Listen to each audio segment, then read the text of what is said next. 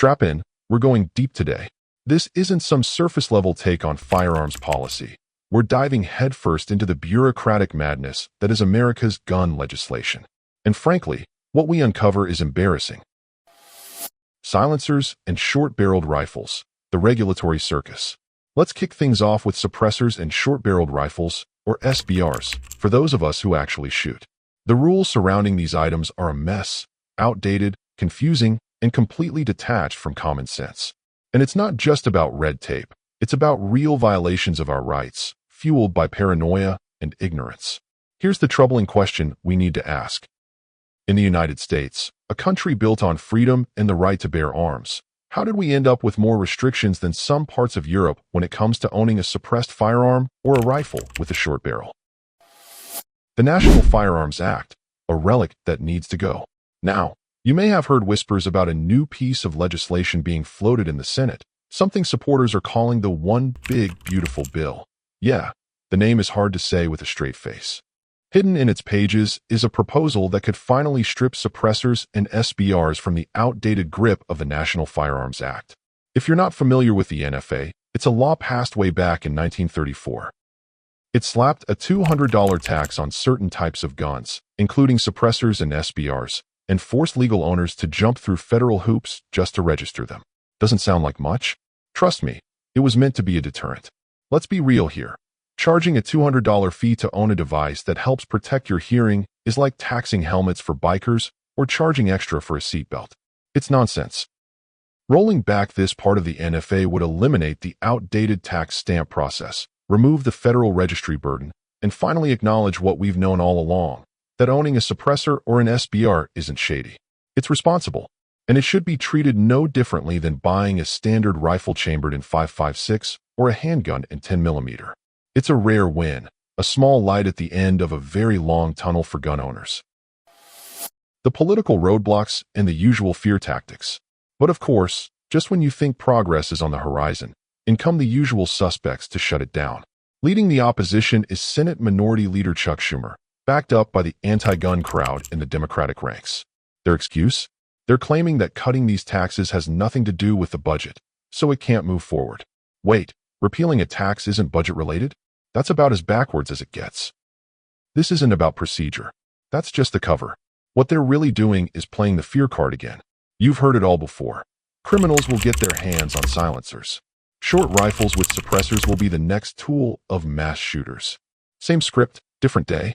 They're spinning a Hollywood fantasy where every bad guy suddenly gets a suppressed 22-long rifle or a short-barreled AR pistol and turns the streets into chaos. But we know better. And it's time our laws did too. Cutting through the noise. The truth behind suppressors and short-barreled rifles. Let's bring some facts into this emotionally charged debate. Even if suppressors and short-barreled rifles were removed from the National Firearms Act, they wouldn't be flying off shelves into criminal hands. The Gun Control Act of 1968 still applies, and that law doesn't just disappear. That means background checks still happen. Buyers still have to be legally eligible to own a firearm. State and local regulations don't just vanish. So let's kill the panic. This wouldn't suddenly make suppressors or SBRs unregulated. It would simply remove redundant federal red tape that punishes law-abiding shooters. Yet here come the talking heads screaming. This makes it easier for violent offenders to get silencers. That's complete fiction. The Gun Control Act still governs these items. If someone's barred from owning a gun, they're also barred from owning a suppressor. Period. Claims to the contrary show either a willful misrepresentation or a complete lack of knowledge. Let's get the terminology right, too. They're suppressors, not silencers. And no, they don't make gunshots whisper quiet like the movies. If a criminal uses one in a crime, they're still facing the full force of the law. Pretending otherwise is intellectually dishonest. But honesty isn't the goal here. Pushing an agenda is.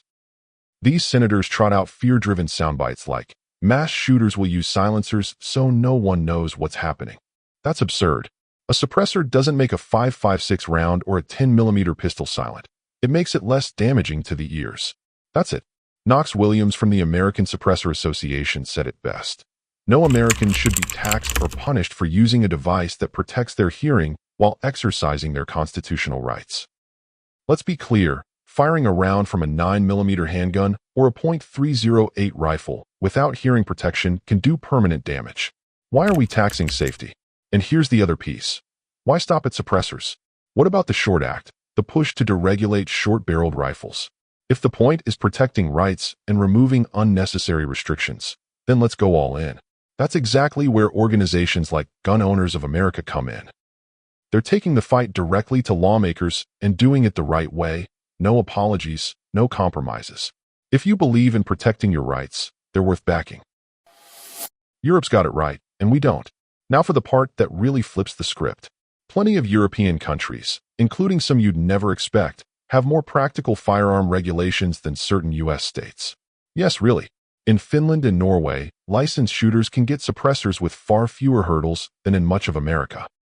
In the United Kingdom, deer hunters are encouraged to use suppressors, not because they're criminals, but to avoid spooking livestock and damaging their own hearing. Meanwhile, here in the land of the free, we argue about whether responsible gun owners should be allowed to use a safety device. This isn't about public safety. Those countries aren't facing suppressor-fueled chaos in the streets. They have laws, licenses, and plenty of accountability, and still recognize that suppressors and SBRs aren't the problem. Even Panama allows short-barreled rifles legally. Yet large parts of the U.S. still say no, as if these configurations turn a rifle into something inherently evil. It's nonsense. And even with all this information on the table, many lawmakers still push the same outdated rhetoric. They refuse to acknowledge reality, and they sure aren't interested in logic.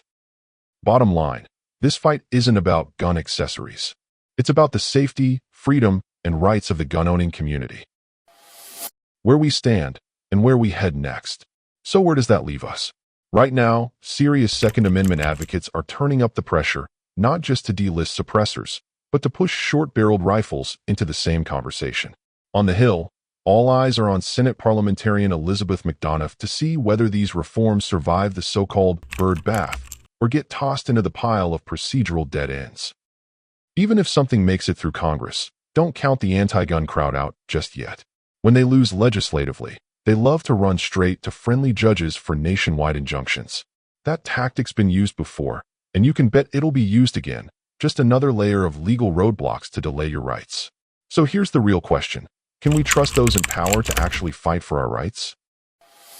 What comes next? Taking back the narrative.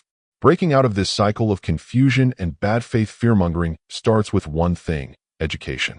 We've got to know the laws, understand the terminology, be ready to push back on every false claim with real, grounded facts. The anti-gun lobby thrives on misinformed voters. Don't let them win the narrative. Start by contacting your lawmakers.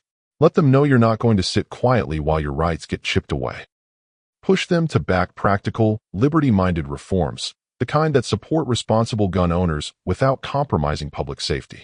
Support the organizations putting in the work. Groups like Gun Owners of America are fighting these battles head-on, in the courts, in the legislatures, and in the public eye. Help fund that fight. Show up when it counts. Be part of the movement, and hold the media's feet to the fire. Every time they twist the truth about scary guns or mislabel suppressors as silent killing machines, call them out. Demand honest reporting, not political fear porn. But most of all, we need to shift the entire conversation. This isn't about guns versus safety. That's a false choice. This is about responsible ownership, personal protection, and defending the core freedoms this country was built on. The Second Amendment isn't a relic from some forgotten era. It's a living safeguard. It exists to protect liberty, not just sporting hobbies or home defense. And we need to start treating it like what it is, essential. This fight isn't just about taking suppressors or SBRs off the NFA list. It's about ending the nonsense, the fear-driven double standards that treat honest, law-abiding gun owners like threats. It's about freedom, common sense, and calling out the blatant hypocrisy that's been baked into the gun control debate for decades. So let's crank up the volume, folks. This isn't the time to stay quiet. The future of our Second Amendment depends on us being bold, being informed, and making damn sure our voices are heard. Reach out to your reps, rally your friends. Spread the truth. We will not be silent. Stay sharp, stay loud, stay free.